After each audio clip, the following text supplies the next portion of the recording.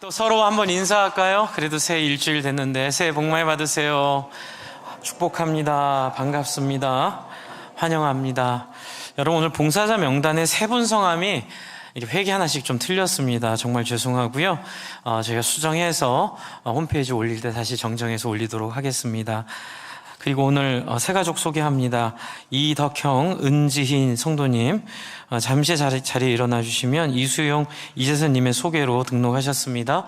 잠시 자리에 일어나 주시면 우리 환영하겠습니다. 네, 어서 오세요. 네, 환영합니다. 네, 감사합니다. 여러분 또 얼굴 기억하시고 뵐 때마다 어떻게 해요? 먼저 반갑게 밝게 인사하는 거예요. 네, 너무 어색해 하시면 안 되고요. 밝게 인사하는 게 우리 신앙의 정말 가장 중요한 핵심인 것 같습니다. 오늘 제목 말하지 않아도 알아요. 네, CF 노래에서 따왔습니다. 이제 왜 이런 제목을 정했는지 이제 말씀을 통해 설명을 좀 드릴 텐데요. 그 전에 여러분 주보 한번 봐주시겠어요? 올해 주보에 뭐라고 쓰여 있는지 앞에 아까 전에 보여주셨던 표도 좀 보여주시고요. 네, 주보에 보시면 행복한 예배, 유쾌한 목장, 즐거운 상공부, 이렇게 저희가 올해 표를 삼았습니다. 힘든 예배, 부담스러운 목장, 지겨운 상공부가 안 돼야 되겠죠? 그렇죠? 신앙은 밝고 즐겁고 행복한 거라고 우리 모든 선배들과 또 성경은 얘기하고 있는데, 왜 우리가 이런 신앙을 어떻게 배워야 될지 오늘 말씀을 통해서 함께 같이 나누도록 하겠습니다. 한번 같이 해볼까요? 행복한 예배 시작. 행복한 예배, 유쾌한 목장, 즐거운 상공부. 거기에 9절은 너희는 먼저 그 나라와 의를 구하라. 그리하면 이 모든 것들을 더하시리라. 마태복음 6장 33절 말씀을 저희가 모토로 삼고 이제 올해 이렇게 한번 경험해 보려고 합니다. 이렇게 되는 데 있어 가장 중요한 것은 하나님과의 관계인 것 같아요. 그래서 오늘 제목처럼 말하지 않아도 아는 관계, 눈빛만 봐도 서로 느끼는 관계. 여러분, 사실 이게 신앙이에요. 우리가 지난 한 주 동안 신앙의 여정을 같이 공부했습니다.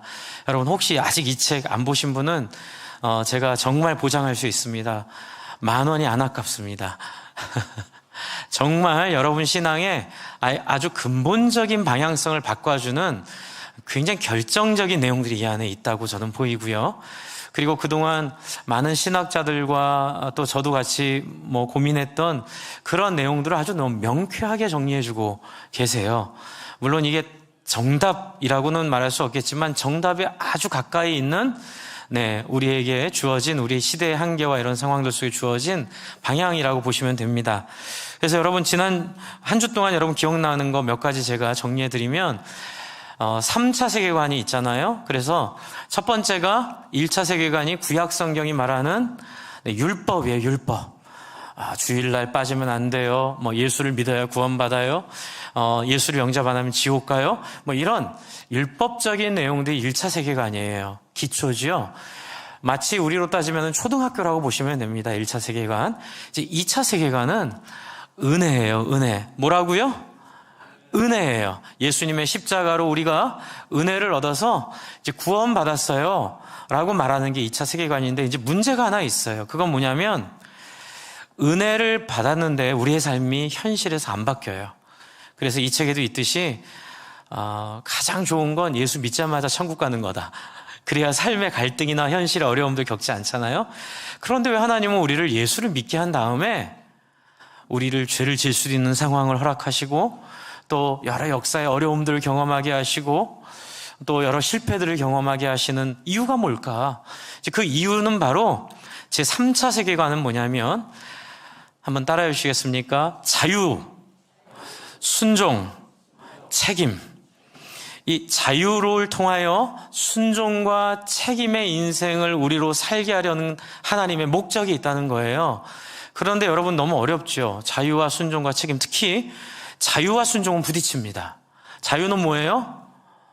아무 간섭받지 않고 내가 원하는 대로 하는 건데, 순종은 뭐예요? 나를 버리는 거잖아요. 그래서 성경에서 말하는 자유는 할 자유이기도 하지만 안 할 자유도 포함되어 있어요. 안 할 자유가 그 안에 있기 때문에, 그래서 우리는 순종을 통해 우리가 하고 싶지만 예수님 때문에, 하나님 때문에 안 하기도 하고요, 또 하기 싫지만 예수님 때문에 억지로라도 하게 되는, 이걸 순종이라고 얘기하고요, 이 순종을 통해 하나님은 우리의 책임을 기뻐하세요. 그건 뭐냐면 상 주려고 그러시는 거예요. 마지막 날에 잘하였다 나의 충성된 종아, 네가 참 귀한 존재구나라고 말해주려고 할 때 근거가 있어야 되잖아요. 그 근거를 우리의 순종과 자유를 통하여 그 책임으로 우리에게 상 주시는 분이시라는 거죠. 그래서 제가 이거를 어떻게 잘 설명을 마무리를 할까 이번 주 고민하다가 이사야 오늘 우리가 읽은 65장 내용으로 좀 여러분과 나누면 이 이야기가 잘 정리되겠다라는 생각을 했습니다. 자, 이 이사야서 이 후반부는 이 목사님이 얘기하듯이 이사야 전반부에 있었던 율법 그리고 은혜, 포로로 끌려갔어요. 율법을 안 지켜서. 그래서 거기서 하나님의 은혜로 해방됐어요. 그리고 나선 그 다음에 어떻게 살 것인가에 대한 얘기를 이 60장부터 하고 있습니다. 그리고 오늘 65장에서는 이 하나님의 마음을 우리에게 어떻게 말하지 않아도 알고 어떻게 소통할지를 보여주고 있어요. 그래서 이 내용을 우리가 이해하려면 어디서부터 봐야 되냐면 63장부터 봐야 됩니다. 63장 1절부터 여러분 좀 6절까지의 내용을 통해 이제 이 백성이 하는 기도가 7절부터 64장 12절까지 이어져 있고요. 오늘 우리가 읽은 이 내용은 그 기도에 대한 하나님의 응답이에요. 그러면 어떻게 하나님과 마음이 통했는가를 한번 살펴볼게요. 63장 1절을 제가 한번 읽을게요. 제가 여러 번 얘기 드린 얘기예요. 그래서 한번 여러분도 익숙할 거라고 생각합니다. 63장 1절 제가 읽습니다. 에돔에서 오는 이 누구며 붉은 옷을 입고 보스라에서 오는 이 누구냐? 그의 화려한 의복 큰 능력으로 걷는 이가 누구냐? 누구예요? 그가? 하나님이세요. 근데 하나님 어디서 오세요? 에돔과 보스라에서 오세요. 에돔은 하나님의 백성을 괴롭혔던 적들을 상징하고요. 네, 그리고 이 뒤에 나오는 보스라도 마찬가지예요. 우리로 치면 이런 거죠. 여러분 예수님 믿었는데 계속 죄를 져요. 계속 우리가 어두움에 살게 돼요. 하나님이 이러한 우리를 어렵게 하는 대상들을 하나님이 가서 멸하기 위해 애쓰시는데 그 상징이 에돔과 보스라에 갔다 오시는 거예요. 그런데 2절을 한번 볼까요? 2절에 뭐라 그래요? 어찌하여 스스로 얘기하는 거예요? 내 의복이 붉으며 내 옷이 포도즙들을 밟는 자 같으냐? 무슨 얘기예요? 네, 옷이 빨간색으로 더럽혀져 있어요. 그래서 3절을 같이 한번 읽겠습니다. 시작.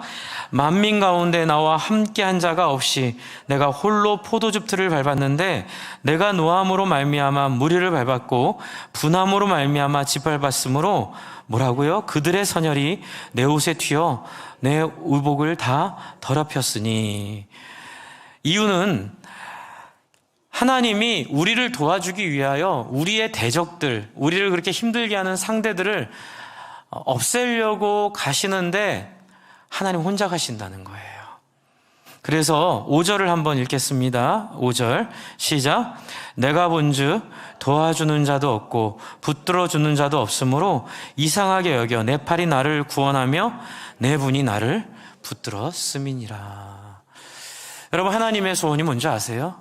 하나님의 소원은 하나님과 말이 통하는 사람이에요. 뭐라고요?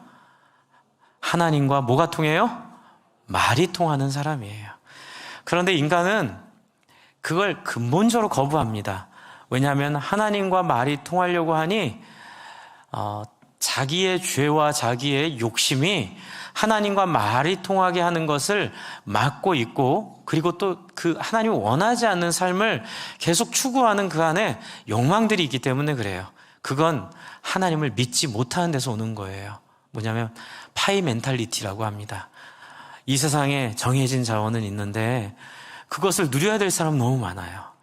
그러니 이거를 내가 경쟁에서 차지하지 않으면 분명히 나는 그걸 누리지 못할 거라는 아주 강력한 세상적인 확신이 있습니다. 그런데 하나님은 뭐라고 하세요? 내 이웃의 것을 탐내지 말라. 그리고 하나님이 주신 희년 제도는요, 인간 본성을 거스리는 제도예요. 지파들의 숫자에 맞게 땅을 공평하게 다 나눠줬어요. n분의 1 해가지고. 그리고 70년마다 한 번씩 아무리 빚을 지고 아무리 그 땅을 담보로 잡혀서 어떻게 뺏겼다 하더라도 70년에 한 번씩 원래 주인에게 땅이 다 돌아가요. 그러니 사람들은 이렇게 생각하죠. 그렇게 되면 누가 열심히 일할까요? 하나님은 그런 인생이 죄로 인하여 스스로 망할 수밖에 없는 인생임을 하나님 알고 계세요. 경쟁하면 싸우면 망하게 돼 있습니다.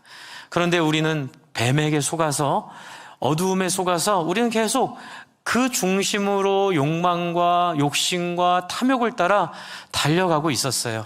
이게 바로 율법적인 삶이에요. 그렇게 하면 죽어. 그래서 무서워서 안 하게 되는, 이렇게 하면 천국 가. 그래가지고 천국 갈 욕심으로 무엇인가 하게 하는, 이제 그러다가 이들이 결국은 그것도 못해요. 안 됩니다. 안 되니까 어떻게 돼요? 하나님의 약속은 있겠다. 하나님의 공의는 있잖아요. 그렇죠? 그래서 하나님이 정한 규칙에 따라 이들이 포로로 끌려가요. 근데 포로로 끌려가서 억수로 고생합니다. 죽을 고생을 하는데 그때 기한이 차서 하나님이 돌아오게 하세요. 이게 굉장히 중요합니다. 기한이 찼다는 얘기는 이들이 무엇을 했느냐와 상관없어요.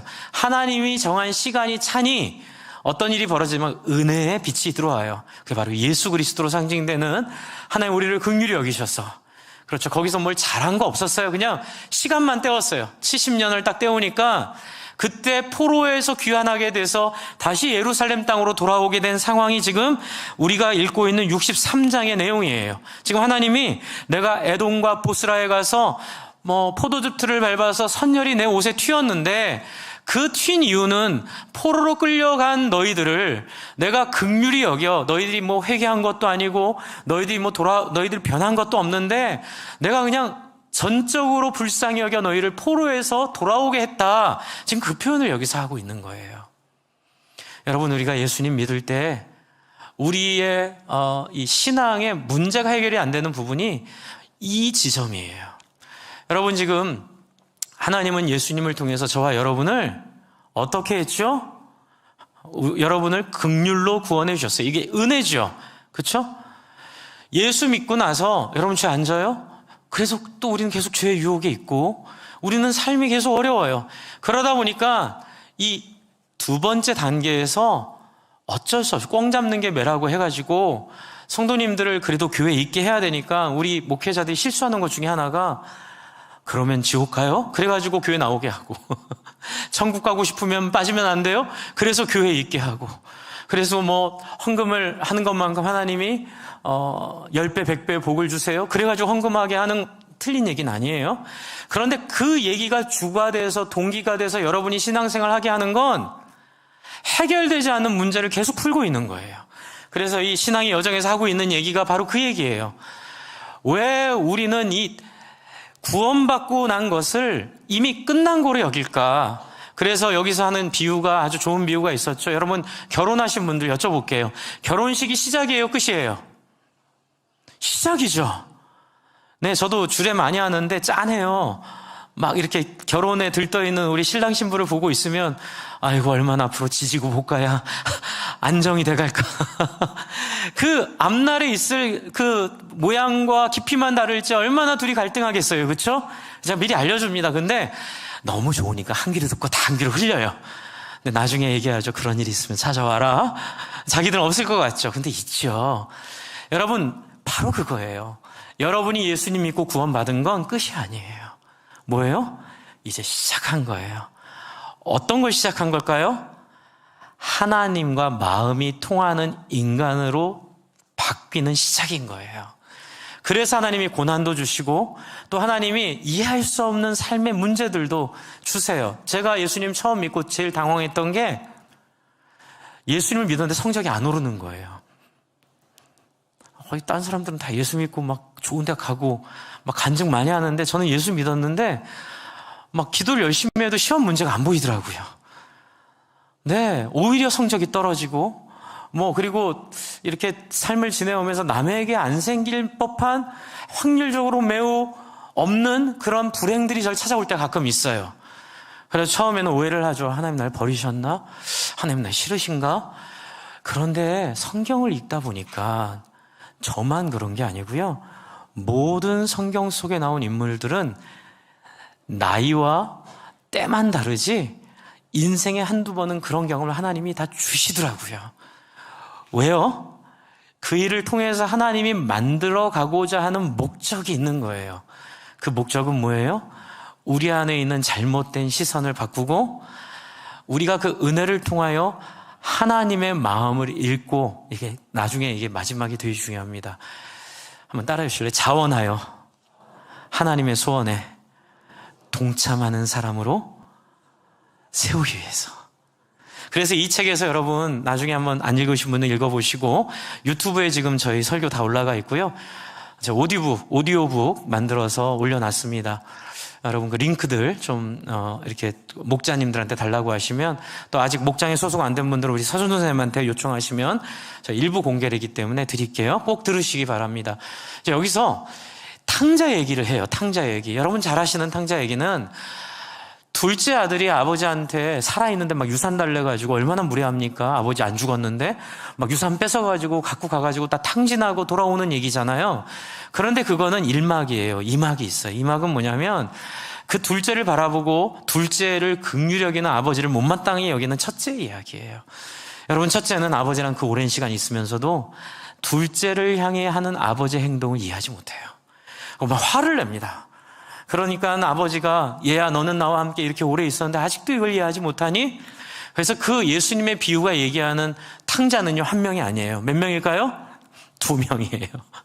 아버지의 돈을 다 날려먹고 온 둘째 아들도 탕자지만, 아버지 옆에서 그 오랜 시간 아버지와 함께 있으면서 아버지의 마음에 관심이 없었던. 그래서 이 박영수 목사님이 이 책에서 뭐라고 설명하시냐면, 시간을 낭비한, 신앙생활을 했는데, 그렇게 오랫동안 직분을 가졌는데, 그렇게 오랫동안 교회를 다녔는데, 신앙을 한 그 시간이 마치 술 먹고 필름 끊긴 것처럼 없는 시간이 돼버린 것과 같은, 그래서 신앙이 자라지 않는, 그냥 처음에 믿었을 때부터 끝까지 안 믿으면 지옥 가고 믿으면 천국 가고 더 많은 상급을 받기 위해서 열심히 일해야 하는, 뭔가 이렇게 초등학교 1학년 산수 문제 정도에 머물러 있는, 하나님은 여기로부터 우리를 구출하셔서 어디까지 가게 하려고 그래요? 네, 공학 계산을 해서 높은 그 롯데월드 같은 높은 빌딩을 척척 만들어낼 수 있는 그런 다중적인 그 이해를 할 수 있는 사람 우리를 만들어 가고 싶은데, 계속 초등학교 1학년 산수 문제만 머물러 있는 그 성장하지 못한 신앙. 근데 여러분, 문제는 성장하지 못한 신앙은 본인을 굉장히 혼란스럽고 괴롭게 합니다. 계속 풀리지 않는 삶의 문제를 갖게 돼요. 그런데 하나님은 계속 그게 안 풀리면요, 계속 고난을 주세요. 선택하셨으니까. 알아들을 때까지 고난을 주세요. 자, 오늘 이 말씀은 이런 고난을 벗어나는 철든 신앙이 무엇인가를 우리에게 보여주고 있는 거예요. 여러분, 지금 하나님께서 어디에 호소를 하고 계시죠? 63장 5절. 다시 한번 읽어볼까요? 여러분 마음이 어떤지 한번 온도계를 여러분 마음에 꽂아놓고 한번 읽어보세요. 다시 한번 읽겠습니다. 시작. 내가 본즉 도와주는 자도 없고 붙들어주는 자도 없으므로 이상하게 여겨 내 팔이 나를 구원하며 내 분이 나를 붙들었음이니라. 여러분, 하나님 혼자 싸우시는 거예요. 누구를 위해 하시는데? 나를 위해 하시는데, 하나님이 혼자 힘들게, 마음이 참 짠하죠. 이게 바로 하나님의 은혜예요. 예수님 통해서 하나님이 혼자 애를 쓰세요. 하나님이 혼자 우리를 구원하시기에 먼저 우리를 선택하시고 사랑하사 우리를 부르셔서 하나님의 백성으로 우리를 이끌어 주셔요. 그런데 거기에 선택받은 사람들은 하나님의 그 선택에 관심이 없어요. 너의 일이에요. 그런데 하나님께서 이런 모습을 보여주시고 말을 왜 해주실까요? 네, 알아야 감동이 생기고 알아야 소통이 생기는 거죠. 그래서 성경의 역할이 그런 거예요. 여러분이 모르는 사이에 하나님이 여러분 외에 어떤 일을 어떻게 하셨는가를 알게 해주는 거예요. 예전에 저희 설교 들었을 때 그런 이야기 많이 들었어요. 어떤 철없는 청소년기를 보내던 아이가 엄마가 얼굴이 이렇게 화상을 입어서 얼굴이 흉해요. 그러니까 이 엄마를 늘 부끄러워하고 엄마를 어디 졸업식이나 이렇게 이런 데 못 오게 했어요. 그런데 나중에 하도 이렇게 하니까 그걸 보다 못한 이제 누군가 아빠가 얘기를 해주죠. 사실 얘야, 엄마의 얼굴이 그렇게 흉해진 건 네가 2살 때 집에 불이 났을 때 밖에 있던 엄마가 불난 집에 너 혼자 있는 걸 알고 뛰어들어가서 너를 데리고 올려다가 얼굴이 이렇게 상했던 거야. 여러분, 만약 그런 이야기를 내 얘기라고 듣는다면 어떠시겠어요? 내가 정말 철이 없었구나. 내가 정말 바보였구나. 이런 생각 하시겠죠? 지금 하나님이 하는 얘기가 그 얘기예요.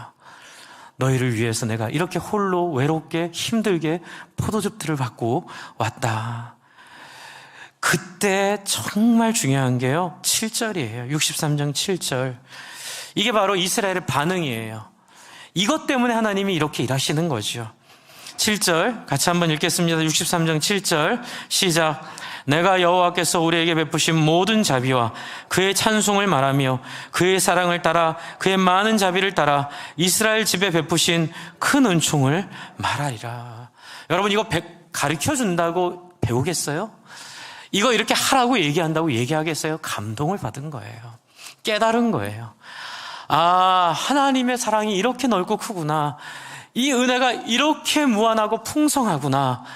이게 하나님의 헌신이고 희생이구나. 그런데 나는 그걸 모르고 계속 내 욕심만, 내 욕망만 가지고 살아왔구나. 그렇게 하면서 기도하는 거예요. 이게 어떤 기도냐면요, 포로로 돌아온 이후에 그러면 우리가 어떻게 해야 됩니까? 라는 질문 속에 하는 기도예요. 하나님, 이제 우리가 하나님의 은혜를 알았고 하나님의 긍휼을 알았사오니 이제 우리가 하나님의 뜻 가운데서 성숙한 사람으로 살아가도록 하나님 우리를 불쌍히 여겨주시고 우리를 포기하지 마시고 우리와 동행하여 주시옵소서. 여러분, 이게 되게 중요해요. 여러분, 기독교 신앙은요, 예수 안 믿으면 지옥 가고 예수 믿으면 천국 가고 헌금하면은 복 받고 헌금 안 하면은 손해보고, 그거 아니에요. 그거 하려면 예수님이 이 땅에 올 이유도 없었고요. 그냥 율법에서 끝나버렸으면 됐어요. 그러나 하나님은 그 정도로 우리를 생각하지 않으세요. 하나님의 핵심은 뭐냐면 너희는 자유하게 하기를 원한다. 그러나 그 자유가 하나님을 닮은 자유가 되기를 원하는데 하나님을 닮은 자유는 스스로 절제하는 자유. 내 중심적으로 뭐든지 하고 싶은 대로 하는 게 아니라 내가 하고 싶지만 누군가를 위해서 하지 않을, 누군가를 위해서 하기 싫은 걸 할 자유로 나를 드리는 것, 그 모습이 바로 예수의 모습이었어요. 여러분, 제가 새벽기도 하면서 좀 깨달은 건데 제가 한번 여쭤볼까요? 여러분, 예수님이 겟세마네 기도에서 아버지와 할 수 있거든 이 잔을 내게서 옮겨달라고 기도하잖아요. 그때 여러분, 하나님의 마음은 어땠을까요? 안 돼! 너는 정해졌으니까 십자가 가야 돼! 이러셨을까요? 만약 그래서 갔다면 예수의 십자가가 영광스럽지 않아요. 여러분, 하나님은요, 언제나 열려 계셨어요. 네가 정말 하기 싫으면 안 해도 된다 라고 얘기하셨을 하나님이세요. 계속 우리에게 보여주는 하나님은 우리를 몰아붙이고 우리를 때로는 이렇게 막 무섭게 해가지고 순종하게 하는 하나님이 아니라 나는 네가 이걸 하기를 바래. 그러나 나는 네가 기쁨으로 했으면 좋겠어. 그것이 바로 예수님이 십자가 앞에서 하나님께 기도했을 때 하나님 주신 마음이에요. 그러자 예수님이 어떻게 고백하죠? 아버지여, 나의 뜻대로 마옵시고 하나님의 뜻대로 하옵소서. 여러분, 아이들이 한번 새벽기도 때 말씀드렸지만 좀 철이 들려고 할 때 여러분, 엄마 아빠 위해서 아주 작은 선물 하나, 결혼기념일이나 생일 때 이런 거 딱 해서 딱 받으시면 에게게게 이런 거 어디 가도 살 수 있는데 이런 걸 다 주니? 이렇게 얘기하세요? 아니면 어떻게 너 이런 생각을 했니? 막 이렇게 오버하시나요? 이렇게 오버하시죠. 그게 바로 신앙이에요. 하나님은 우리와 그런 관계를 갖기 원하세요. 막 열심히 순종하고 열심히 노력해도 천국 갈 욕심으로 하기를 원하지 않으세요. 하나님은 하나님에 대한 마음을 원하세요. 말하지 않아도 알아요. 그렇죠?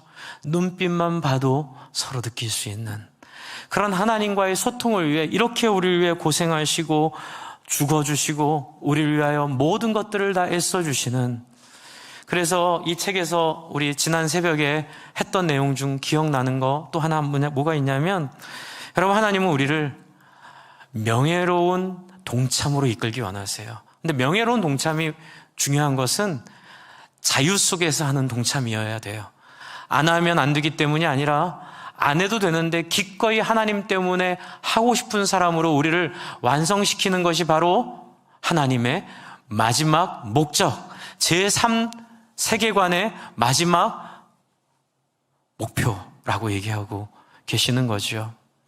그래서 저는 여러분이 이런 하나님의 은혜를 통하여 이런 자리까지 가는 복됨을 누리기를 바랍니다.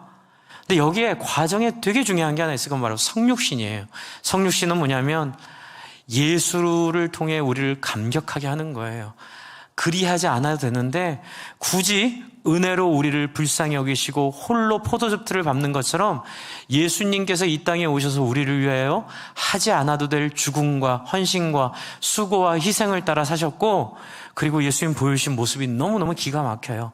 여러분, 예수님은요 돈을 따라 살지 않으셨어요. 예수님은요 생존 때문에 살지 않으셨어요.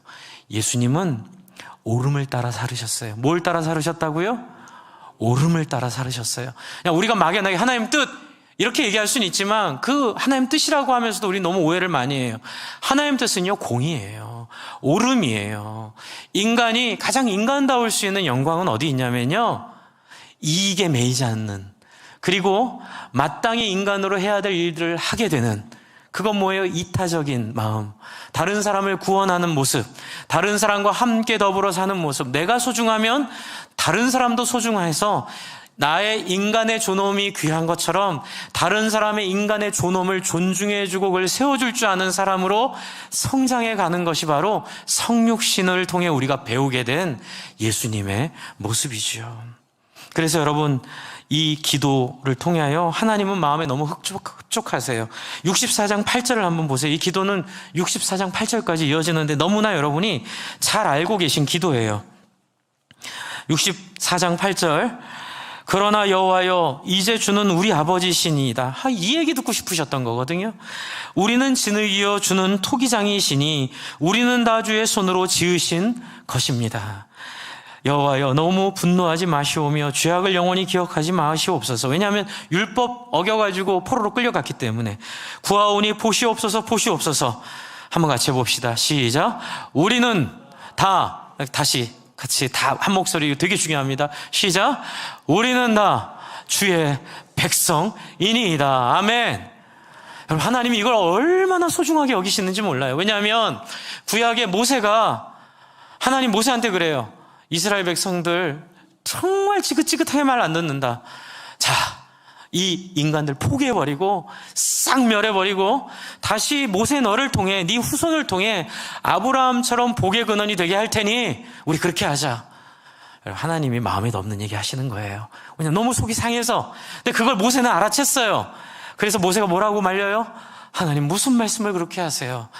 하나님, 여기서 하나님이 데리고 나온 이스라엘 백성들 다 멸하시면 하나님의 이름이 땅에 떨어집니다. 원하옵건대 저를 벌하셔서라도 하나님이여 하나님의 택하신 백성들을 지켜달라고 말하자. 하나님이 아무 얘기 안 하세요. 아니야, 이 얘기 안 하시고요, 너무 좋아하세요. 여러분, 하나님 어떤 분이세요? 의롭고 신실하신 분이세요. 한 번 약속한 것을 어겨요, 안 어겨요?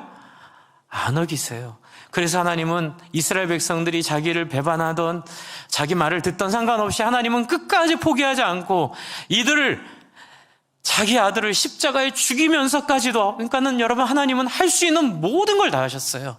할 수 있는 당신의 모든 것들을 다 해서 딱 하나 안 한 건 억지로 인간들의 마음을 얻는 거, 요거 하나 안 하셨어요. 근데 억지로 인간들의 마음을 얻으면 우리는 개돼지 되는 거예요. 억지로 꿇어 이래서 꿇는 거는, 그거는 하나님의 형상이 아니에요. 그래서 하나님의 형상을 인정하기 위해 마지막 그거 하나 안 하시고 할 수 있는 최선을 다하여 우리에게 진짜 행복이 무엇인지, 진짜 하나님의 소원이 무엇인지를 우리에게 보여주셨어요. 그리고 우리한테 이렇게 얘기하세요. 너희 나를 좀 따라오지 않을래? 나 이런 하나님인데 나를 좀 너희 마음으로 품어주지 않을래? 하나님 뭐가 부족해서요? 하나님이 뭐가 부족해서 우리한테 그렇게 하세요? 그러니까 이것이 우리에게 영광인 거예요. 그래서 이 기도는 그걸 알고 있어요. 우리는 다 주의 백성입니다. 비록 율법도 어기고 주변 나라와 비교해서 나을 거 하나도 없고 죄로 더덕더덕 심지어는 하나님 믿는 것마저도 이용해가지고 하나님 속을 상하게 했던 그 이방 민족이랑 비교해서 더 낮은 수준의 인생들인데도 불구하고 하나님이 선택한 백성이라는 고백을 하고요. 그래서 이렇게 기도해요. 하나님, 예루살렘이 황폐해졌어요. 우리가 다 무너졌어요. 그리고 12절을 같이 한번 읽을게요. 12절 시작. 여호와여, 일이 이러하거늘 주께서 아직도 가만히 계시려 하나이까? 주께서 아직도 잠잠하시고 우리에게 심한 괴로움을 받게 하시려나이까? 어디서 건방지게 이렇게 이러라고 얘기할 수 있는 굉장히 도전적인 기도예요. 그런데 하나님은 말하지 않아도 아는 관계, 눈빛만 봐도 아는 관계이기 때문에 이런 기도를 좋아하세요. 하나님의 소원을 기도해 준 거예요. 아니, 나는 안 볼 거야. 이제 바꿀 거야. 내가 새롭게 할 거야. 내가 온전케 할 거야. 그래서 여러분 65장 1절부터 하나님의 대답이 나와요. 하나님의 65장 1절부터 나는 나를 구하지 아니하던 자에게 물음을 받았으며, 너무 감격인 거예요. 하나님이 이런 얘기 들어서도 나에게 기도하지 않던 사람들이 이렇게라도 기도하는 게 어디냐는 거예요.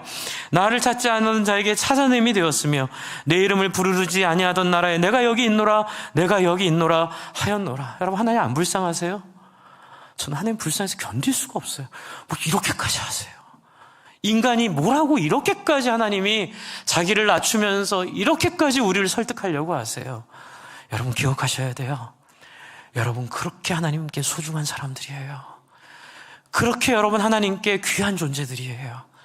비록 우리의 현실이 비참하고, 비록 우리의 현실이 참 부족하고, 비록 우리의 현실이 참 끔찍하다 하더라도 하나님은 우리를 소중하게 여기시고 우리에게 할 수 있는 최선을 다하신 하나님. 그래서 2절, 내가 종일 손을 펴서 자기 생각을 따라 옳지 않은 길을 걸어가는 패역한 백성들을 불렀나니 그들은 동산에서 제사하며 벽돌 위에서 분향하여 내 앞에서 항상 내 노를 일으키는 백성들이니라. 그런데 8절 한번 같이 읽어볼게요. 8절. 하나님이 그렇게 한 결과 하나님은 아주 작은 소망을 하나 발견해요. 8절에 한번 같이 읽어볼게요. 시작. 여호와께서 이와 같이 말씀하시되 포도송이에는 즙이 있으므로 사람들이 말하기를 그것을 상하지 말라. 거기 복이 있느니라 하나니 나도 내 종들을 위하여 그와 같이 행하여 다 멸하지 아니하고. 여러분, 하나님이 보시는 거는 성공이 아니에요. 하나님이 보시는 거는 부자됨이 아니에요. 하나님이 보시는 건 성취가 아니에요. 하나님 보시는 건 진심이에요. 하나님이 보시는 건 순수함이에요. 하나님이 보시는 건 정직함이에요. 그래서 우리는 새해 인사를 새해 부자 되세요가 아니고요. 한번 같이 해주세요. 새해 진실하세요. 한 번 더 할게요. 새해 정직하세요. 바로 그거예요.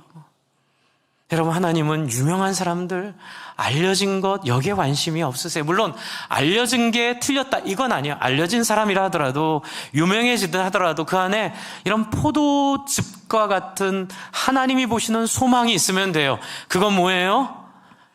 진실함이에요. 나의 부족을 인정하고 나의 연약을 인정하고 하나님을 향하여, 하나님 아시죠? 하나님밖에는 나의 답이 없습니다 라고 마음을 여는 순간 어떤 일이 벌어져요?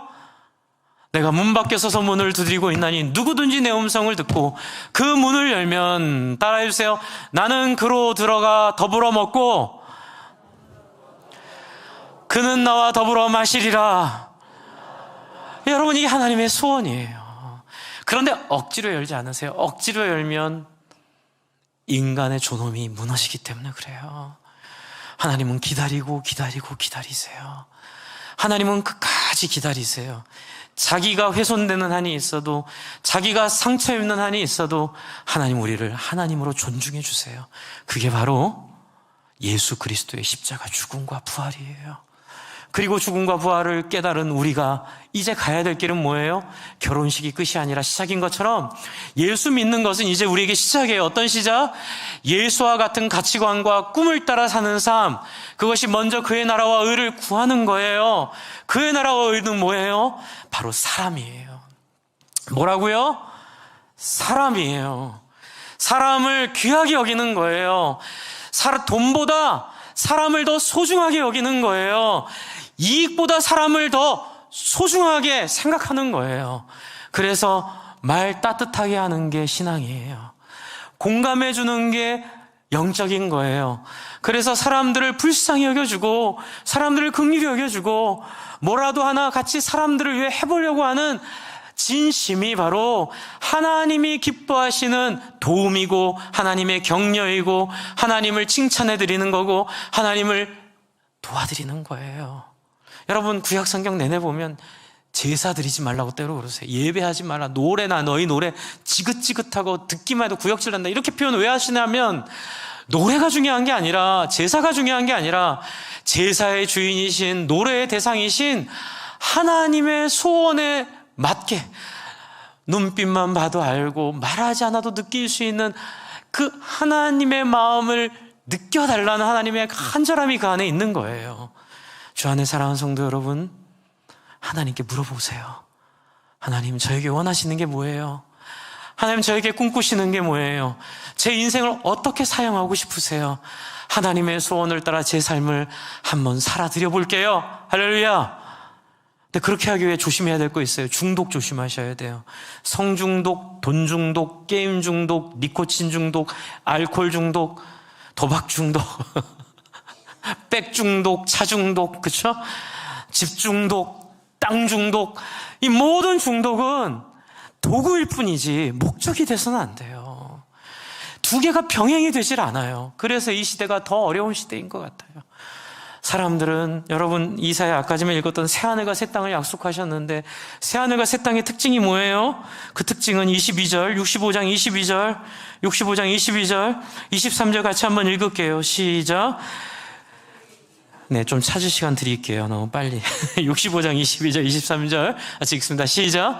그들이 건축한데 타인이 살지 아니할 것이며 그들이 심은 것을 타인이 먹지 아니하리니 이는 내 백성의 수완이 나무의 수완과 같겠고 내가 택한 자가 그 손으로 일한 것을 길이 누릴 것이며 그들의 수고가 헛되지 않겠고 그들이 생산한 것이 재난을 당하지 아니하리니 그들은 여호와의 복된 자손이요 그들의 후손도 그들과 같을 것임이니라. 여러분, 여러분에게 욕심내지 말라고 그것 안 주겠다는 얘기 아니에요. 오해하지 마세요.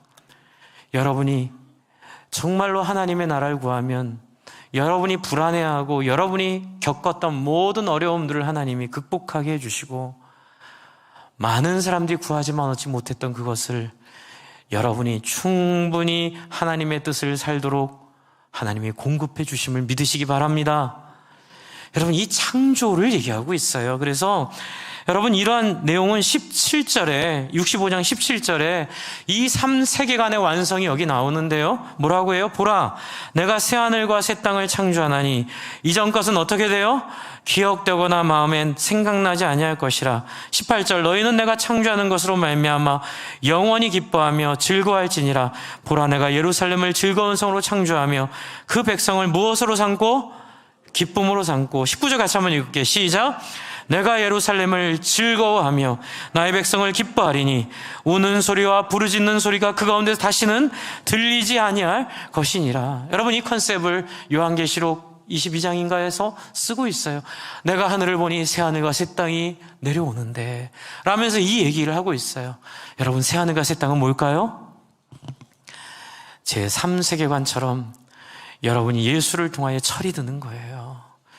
여러분, 천지개벽, 그건 결과예요. 이 결과의 과정은 여러분을 물리적으로 창조해 주신 하나님께서 이제 여러분의 인생을 통하여 창조의 완성 또는 새 창조라는 표현으로 어떻게 해요? 우리의 마음이 하나님의 마음을 닮은 사람들로 바꿔주시고 우리의 양심과 우리의 취향과 우리의 소원이 하나님이 기뻐하시는 것을 구하는 사람으로 우리를 바꾸어 주실 거예요. 그래서 여러분, 제가 이번 새벽기도 때 나라와 민족 위한 기도 제목에 그렇게 넣었어요. 한국 사회가 이익을 따라 말하지 않고 이익을 따라 살지 않고 옳음을 따라 살게 해달라고요. 근데 여러분, 이거는 어려운 게 아니에요. 그리스도인들이 제대로 예수님 믿고 제대로 하나님 마음을 경험하면요, 그깟 이익의 양심을 팔지 않습니다. 내가 손해보더라도, 여러분, 내가 잘못했더라도 예스는 예스고 노는 노예요. 주 안에 사랑하는 성도 여러분, 이러한 놀라운 새하늘과 새 땅을 경험하는 한 해 되시기를 바랍니다. 이런 놀라운 변화가 여러분 안에 있기를 바랍니다. 그래서 아까 전에 우리 구호 다시 한번 보여주실래요? 맨 첫 번째 슬라이드 다시 한번 보여주세요. 네, 약간 갑자기 말씀드려 죄송해요. 네, 한번 첫 번째 슬라이드 우리 즐거운 행복한 예배, 유쾌한 목장, 즐거운 상공부. 여러분, 왜 행복한 예배, 왜 유쾌한 목장, 왜 즐거운 상공부일까요? 하나님이 그런 분이세요. 하나님은 우리를 유쾌하게 하실 것이고 행복하게 하실 것이고 즐겁게 하실 줄로 믿습니다. 그래서 이 유쾌함과 행복과 즐거움을 보고 이 주변에 불행하고 힘들고 어려운 사람들이 많이 모여드는 그런 교회로, 그런 공동체로 여러분 우리의 삶을 경험하시길 바랍니다. 우리 이 시간 같이 한번 한 30초 정도 잠깐 생각해 볼까요? 여러분이 이 하나님을 누림에 있어서 방해되는 게 뭐예요?